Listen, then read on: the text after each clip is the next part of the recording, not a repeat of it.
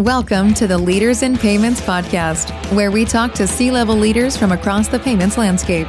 We'll be discussing the products and services that impact the payment space today, as well as trends and predictions for the future of payments. We will also hear stories from our guests about their journeys to the top.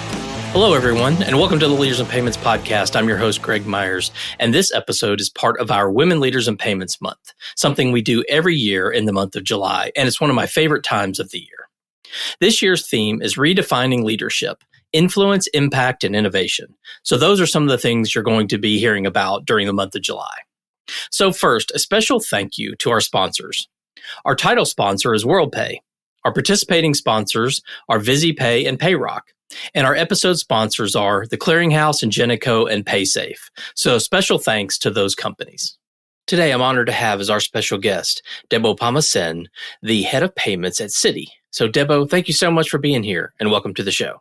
Delighted to be here. Thank you for having me, Greg. All right, well, let's start with kind of a fun question, a little icebreaker. So if you could have dinner with any woman in history, past or present, who would that be and why? And what kind of restaurant would you go to? So, this changes from time to time. So if you were to ask me this question today, which you are, I would say Jacinda Ardern, because I'm reading her book right now called A Different Kind of Power, where she writes about, being the Prime Minister of New Zealand. And I think it's amazing because she talks about just having the courage to talk about kindness in government, and kindness as a form of leadership it's something that just really tickled my curiosity, and I found it really exciting. In terms of what food, I don't know. I think maybe I'll offer her Indian food and see what she says. Okay, great. So let's talk a little bit about your background and career. So if you don't mind, give us kind of a quick snapshot of your background, maybe where you grew up, where you studied, and kind of what led you into payments. So I grew up, Greg, in India.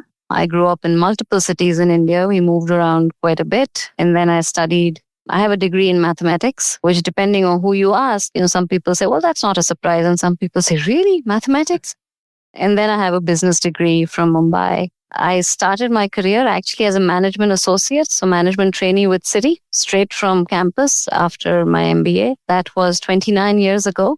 I thought I'll just try out banking for a couple of years and, famous last words. And then I worked in many different areas of the business. That is the amazing thing about the Citi platform, that not only do you have many areas and countries and businesses to choose from, but Citi also gives you that opportunity and says, go for it every time you want to do something out of your comfort zone. So I've worked in Singapore, in New York, in India, in payments, liquidity management, security services, trade finance. But I actually moved here to the US in the summer of 22, just after the pandemic, to take on the payments role after having done a little bit of payments in my journey.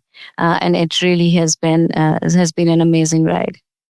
Okay, great. Thank you so much for sharing that. So another fun, quick little question. So if you're presenting on the stage, as sometimes they do, you have a hype song. So what would your hype song be and why would you pick that song? So at this point, the hype song that I've used a couple of times has been the one called Little Less Conversation and a Little More Action by Elvis. Not because I don't like conversation. I love conversation, but sometimes you just want to spur some action. Awesome. Okay. So if you don't mind, tell us a little bit about your role today and then maybe what excites you the most about the work that you're currently doing. So I look after the payments business within the services business at Citi. I'm a member of the services leadership team, and I really look after sort of the end-to-end payments business, starting with strategy, execution, responsible for the growth and risk management across all our payment solutions across our 94-country footprint for corporate clients, public sector clients, financial institutions, and commercial banking clients. So as you can imagine, it's a very, very interesting business. I think what really excites me about the payments business and services in general, because our payments offering is very closely integrated with everything else we do in services.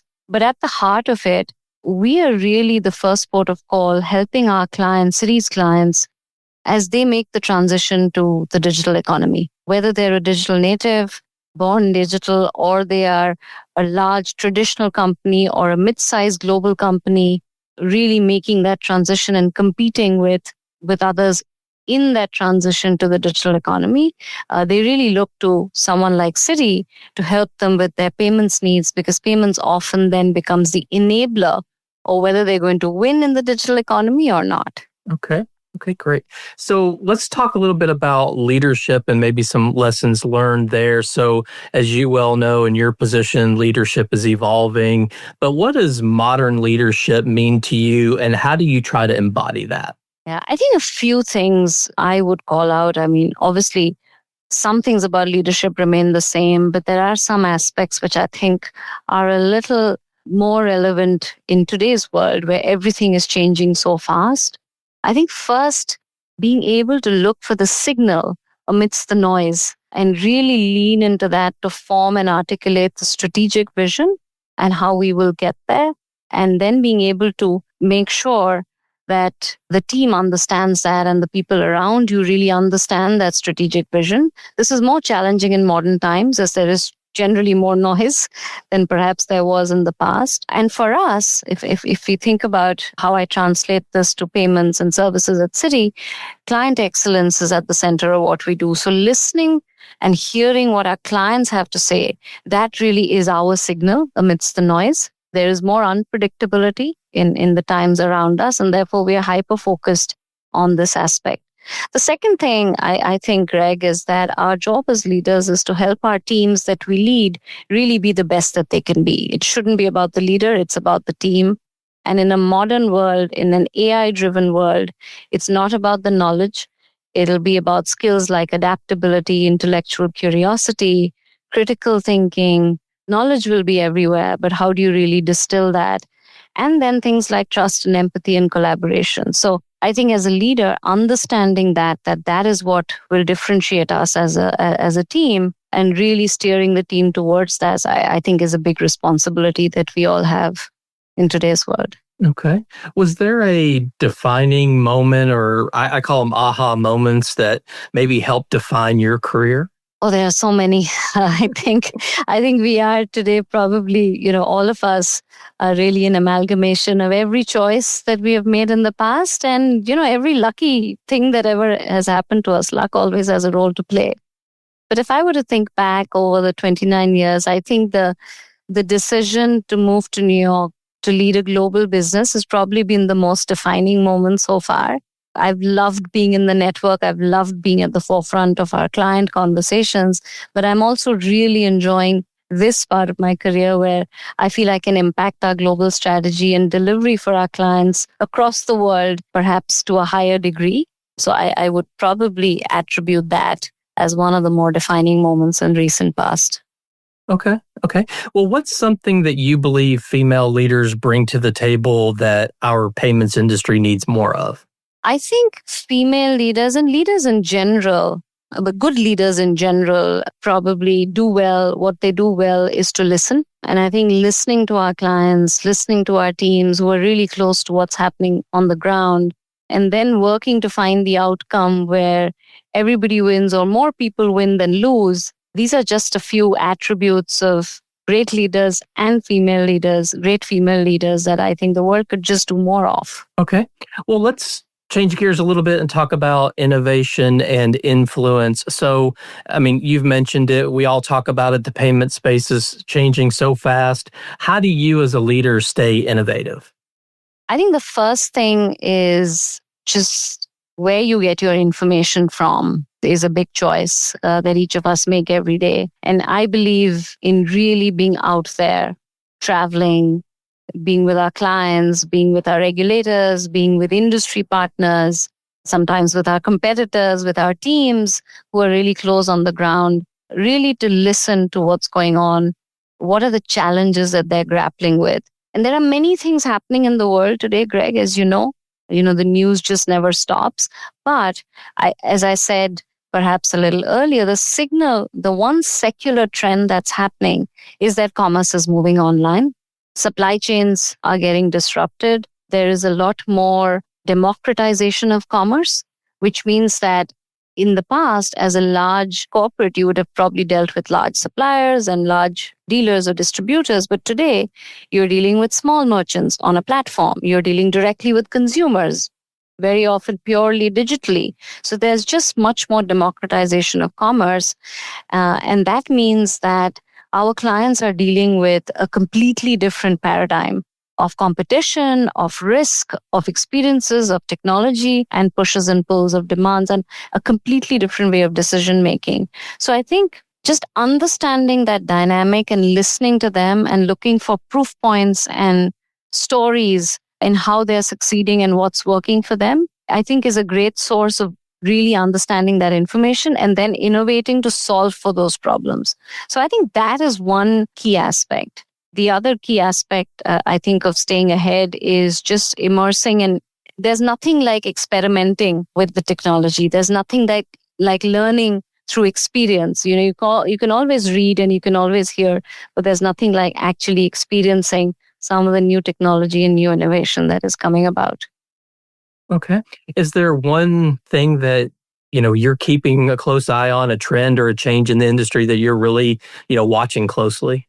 I think there are many to choose from. As I said, in the payment space, there's a lot of new headlines. In addition to the secular trend of commerce going digital, I think the one payments related trend, I would say, which is almost an inevitability, so to speak, is the world of real time and 24/7, 365. I think just as it is just a one-way trend, we hear sometimes people saying that 24/7 is not for me or real time is not for me. But in reality, even if it is not currently for you, for your current business model, either your customers or your suppliers or your partners or your influencers, your parts of the supply chain will kind of take you there. So I think this is certainly a trend that Citi has embraced as a reality, and a lot of our innovation in the last 24, 12, 36 months have been about enabling our clients to operate 24/7, always on in real time, whether it's real-time liquidity solutions, whether it's 24/7 dollar clearing that we launched a couple of years ago, or it is our Citi token services. So that is one trend that I would point out amongst all others. Yeah, and I think just in my life, I have a 21-year-old daughter, and it's all real time, right? If she's working on something and it's always on the phone, right? If it doesn't work, she's on to the next thing. I mean, it's got to be low friction and fast and real time. I mean, that's just, I think, the expectation of our younger generations. Absolutely, and Greg, I think, as you rightly said, if she doesn't find that experience, she'll move on to something else, and that's why we are finding that you may be a business offering a great digital experience, but if the fulfillment of that experience falls through because the payment solution is not real time, always on, instant, then you've lost your customer. Yep, right? And I think that's sort of, we've almost made it our mission to help our clients achieve that goal. Great. So how do you think women leaders can influence the future direction of the payments industry?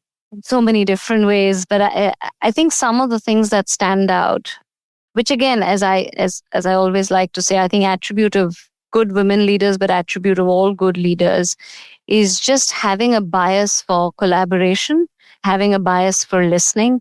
I mean, something like, co-creation is something that we are very big on. We love to do that with our biggest and sort of most innovative clients, but just collaboration. We hear a lot about, or do you as you're a bank, are you competing with Fintechs? Or are you competing with certain types of players?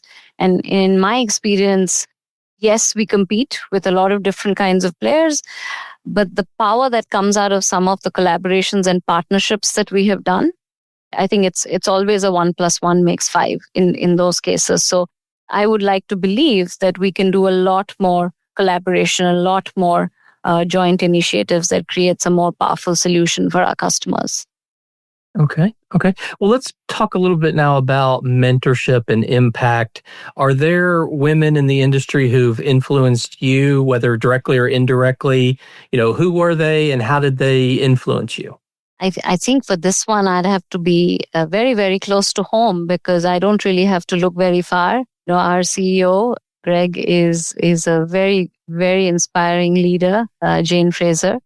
And it's been amazing to watch her both from afar when I was in the network and now in the US, just watch her focus on execution, on accountability, client centricity. And I think that's very exciting. One of the things that really stayed with me that she talks about is that she wants a simple, transformative tech-led organization. And that's something that we really tried to imbibe. So again, I was speaking about leaders needing to do two things really well. One is set the strategic vision, which we see her do every day, and we've seen her do that, but also sort of help their teams be the best that they can be. And I think I take a lot of inspiration from Jane. Yeah. Okay. So, a lot of big companies have formal mentorship programs, but, smaller companies, and there's a lot of those in our space, don't necessarily have, formal mentorship programs. Any thoughts on how can women find mentors or be a mentor or just kind of that whole mentorship space? I mean, it's always been important to me, and I feel like it's a conversation we don't talk about enough, because if your company doesn't have it, what do you do? I mean, there's obviously LinkedIn that can help, but I just think that there's, more to just relying on your company for mentorship. So could you speak to that a little bit? I couldn't agree with you more. And I think this goes back to the principle of all of us, women included, need to take charge of our own career. And part of taking charge of our own career is finding your set of mentors and set of inspiring leaders and sponsors that you can always draw from. And in my experience, I've found that women or men, within or from outside of the organization, if you reach out to someone and create that connection and say, I would love to be mentored by you, and these are the reasons, and you approach that discussion in a very constructive, focused way, I can't imagine, that people are going to say no. Because all of us as leaders want to give back. We've all benefited from I certainly have, from tremendous sponsorship and mentorship, and I'm always willing to give back. So, and if I look around at my cohort of mentees, many of them are no longer in the organization or have never been, they're people I met externally as part of the industry.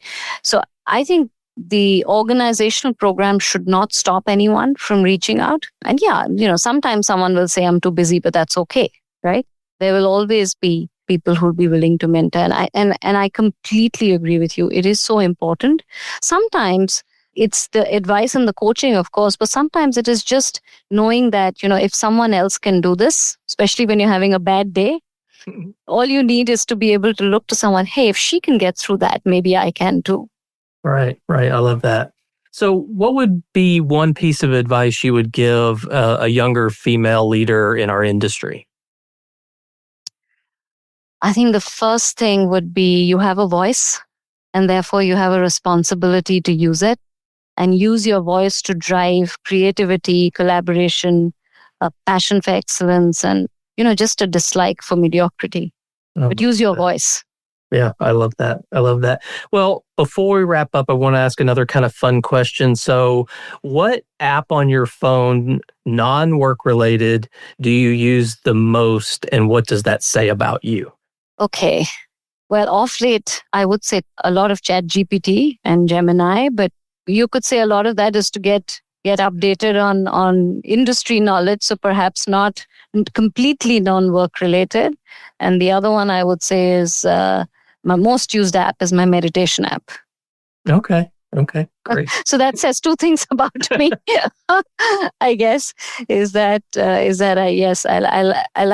I believe in sort of calm meditative breathing once a day to just keep myself going. Awesome. Well, before we go, I just want to make sure that we've covered everything, see if there's anything that you want to add before we wrap up the show. No, I think the only thing I would say is that the world of payments is an extraordinarily exciting and amazing world. I think certainly at Citi, our clients look to us to really help them navigate the uncertainties in the world as well as the changes. And this is something that we are extremely focused on, both in terms of new solutions as well as creativity and innovation. And a large part of that comes down to individual leadership and working with each other to make things better. Great. I think that's a great way to close out. So, Debo, thank you so much for being on the show today. I know your time is very valuable. So, again, really appreciate you being here, and especially during this month. My pleasure. I really enjoyed the conversation, Greg. Great. And thanks to all you listeners out there. And I appreciate your time. And until the next story. Thank you for joining us this week on the Leaders in Payments podcast. Make sure you visit our website at leadersinpayments.com, where you can subscribe to the show and where you'll find our show notes. If you enjoyed listening, please share on your social channels as well.